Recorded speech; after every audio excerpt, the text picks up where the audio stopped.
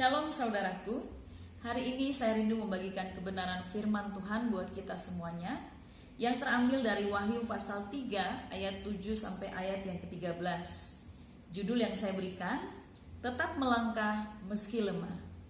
Wahyu 3 pasal 7 sampai 13 ini adalah surat kepada jemaat Philadelphia. Dari 7 jemaat di mana surat ini ditujukan, ada jemaat Efesus, Smyrna, Pergamus, Tiatira, Sardis, Philadelphia, dan Laodikia. Bersama dengan jemaat Smyrna, jemaat Philadelphia ini adalah jemaat yang tidak dikritik sama sekali di dalam surat ini. Jadi jemaat ini dianggap cukup baik, dianggap baik sehingga tidak perlu dikritik di dalam surat kepada mereka yang ditulis oleh Rasul Yohanes di Pulau Patmos. Nah, saudaraku, bagian-bagian di dalam surat ini memuat banyak hal-hal penting, tapi saya mau bacakan di ayat yang ke-8 yang menjadi pokok penting buat kita semuanya. Aku tahu segala pekerjaanmu. Lihatlah, aku telah membuka pintu bagimu yang tidak dapat ditutup oleh seorang pun. Aku tahu bahwa kekuatanmu tidak seberapa, namun engkau menuruti firman-Ku dan engkau tidak menyangkal nama-Ku.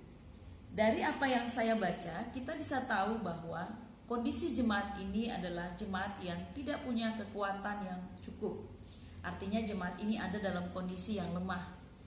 Kalau kita lihat latar belakang dari jemaat ini, jemaat Philadelphia, kota tersebut adalah kota yang rawan terjadinya gempa bumi. Arti nama Philadelphia sendiri adalah kasih persaudaraan. Di samping ancaman gempa bumi, adanya penindasan terhadap orang-orang percaya yang terjadi di kota itu menjadi sesuatu yang sulit, menjadi hal-hal sulit yang harus dialami oleh jemaat ini. Jadi, apapun yang mereka hadapi di saat itu, yang kita tahu dari ayat ke-8 tadi bahwa kondisi mereka ada dalam kondisi yang lemah, kekuatan mereka tidak seberapa. Tetapi menjadi menarik buat kita, mengapa kota yang dibilang adalah kota kasih persaudaraan, kemudian juga kota yang dianggap kota yang terjadi rawan gempa bumi, adanya banyak penindasan, sehingga menjadikan jemaat Philadelphia ini punya kekuatan yang tidak seberapa, tetapi mereka menjadi jemaat yang tidak dikritik sama sekali. Tetap melangkah meski lemah adalah gambaran dari jemaat ini. Mereka dalam kondisi yang lemah, tetapi mereka tetap melangkah dalam iman percaya mereka kepada Kristus. Mereka tidak menyangkal nama Kristus, mereka tetap menuruti firman Kristus. Lalu bagaimana dengan kita, saudaraku? Kita mungkin saat ini juga ada dalam kondisi yang lemah. Kita juga mungkin saat ini ada dalam kondisi yang tidak berdaya seperti jemaat ini. Tetapi dari apa yang kita bahas, meski kita lemah, kita harus tetap melangkah. Nah, mengapa kita harus tetap melangkah meski kita lemah? Ada 3 poin penting yang saya rindu bagi buat kita semuanya. Yang pertama, mengapa kita harus tetap melangkah meski kita lemah? Yang pertama adalah sadari bahwa Allah berdaulat sepenuhnya atas hidup kita. Saudaraku, saat ini kondisi tidak menguntungkan buat kita. Virus COVID-19 yang menjadi pandemi global itu benar-benar membuat kita tidak berdaya. Kadang-kadang membuat kita seperti rasanya ingin menyerah. Segala sesuatu menjadi tidak menentu di hadapan kita. Bagaimana kita 1 bulan ke depan, bagaimana kita 6 bulan ke depan, bagaimana kita tahun depan, semuanya adalah misteri. Karena semakin hari virus ini semakin merajalela. Semakin hari semakin banyak orang yang terpapar oleh virus ini.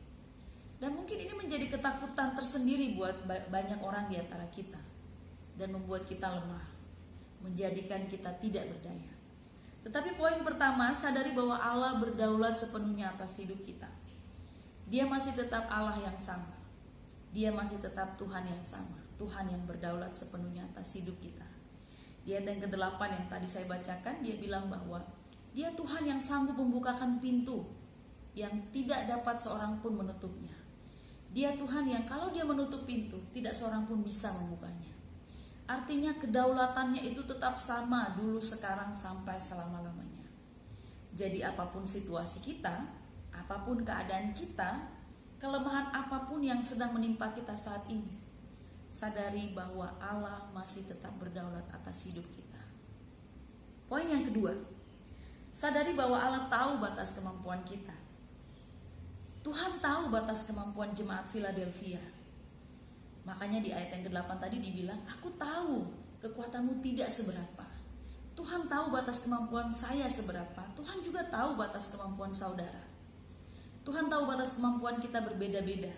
Dan Dia Tuhan yang tidak akan pernah memberikan sesuatu atau mengizinkan sesuatu yang terjadi dalam hidup kita di luar batas kemampuan kita. Karena Dia Allah yang peduli, Dia Allah yang setia.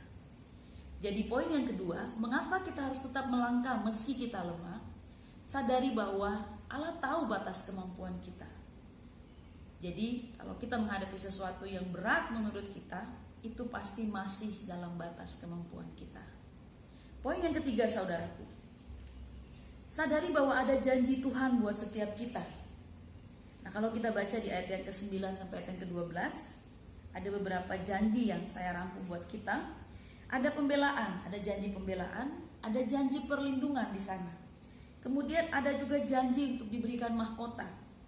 Dan juga ada janji untuk dijadikan soko guru di dalam bait suci. Soko guru ini bicara tentang menjadi tiang-tiang penyangga, menjadi tiang-tiang di dalam bait suci. Artinya menjadi sesuatu yang penting dalam pekerjaan Tuhan.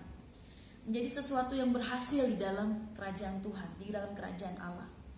Karena itu dari 4 janji yang saya rangkum ini, kita harus ingat, sekalipun situasi mungkin tidak menguntungkan buat kita, sekalipun mungkin kondisi yang kita alami itu membuat kita rasa-rasanya seperti ingin menyerah, tetapi ada janji pembelaan, ada janji perlindungan, ada janji mahkota yang disediakan buat kita, dan ada janji untuk dijadikan soko guru buat setiap kita. Karena itu, dari 3 poin yang saya bagi, yang pertama tadi sadari bahwa Allah berdaulat sepenuhnya atas hidup kita. Yang kedua, sadari bahwa Allah tahu batas kemampuan kita. Dan yang ketiga, sadari bahwa ada janji Tuhan yang disediakan buat setiap kita. Tidak ada alasan buat kita untuk menyerah. Tidak ada alasan buat kita untuk berhenti sampai di sini. Situasi, kondisi, apapun, persoalan, tantangan apapun yang kita hadapi, kita harus tetap melangkah meski kita lemah. Kita harus tetap melangkah meski kekuatan kita tidak seberapa. Jadi kesimpulan buat setiap kita, tetap melangkah meski lemah itu berbicara tentang sikap hati yang setia kepada Tuhan dalam situasi apapun. Karena kita tahu bahwa Dia Tuhan yang berdaulat, karena kita tahu bahwa Dia Tuhan yang tahu batas kemampuan kita, dan yang terakhir, karena kita tahu bahwa ada janji yang Tuhan sediakan buat setiap kita. Kiranya kebenaran firman Tuhan ini menjadi berkat bagi setiap kita, memampukan kita, menguatkan kita, meneguhkan kita untuk menghadapi situasi apapun yang akan terjadi di kemudian hari. Pandemi ini, kekuatan yang kita miliki mungkin tidak seberapa menghadapinya, tetapi yakinlah bersama dengan Tuhan kita pasti akan mampu, kita pasti akan cakap menghadapi segala perkara. Salam sehat buat kita semuanya, tetap jaga kesehatan, Tuhan Yesus memberkati.